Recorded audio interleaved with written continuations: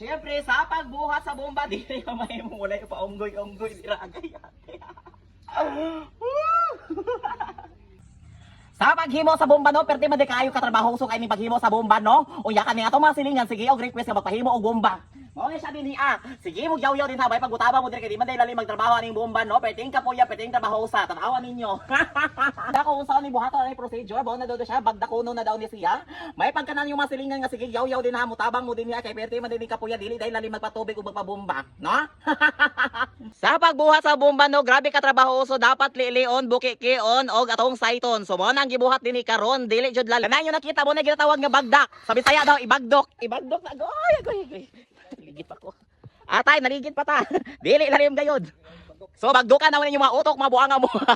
Gimo sa bomba kailangan ibundak-bundak, kailangan iwagol-wagol, dili gyud lalim. Mo nang mayon ta to mga sismusa ibutang diri mara butong mabundakan. Mayra mo request mga animala mo, mara mo tabang og igwad dinhi Opa.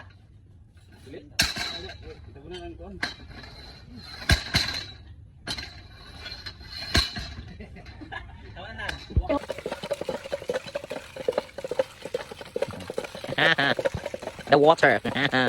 Tumanagyan ang mo ang tubig. It's very bugnaw, it's very clean, like a crystal clear. Yan, marami na namang i-chismis ang aming mga silingan ngayon kasi marami na tayo tayong tubig daw, no? And of course, hindi lang naman ni bomba ang aming ginawa, no? Meron din kaming gripo, so duwan na kami dito. Wala na tubig karon, so just in case of emergency, kung wala ang tubig dito, may tubig dito. So may patubig. Bye!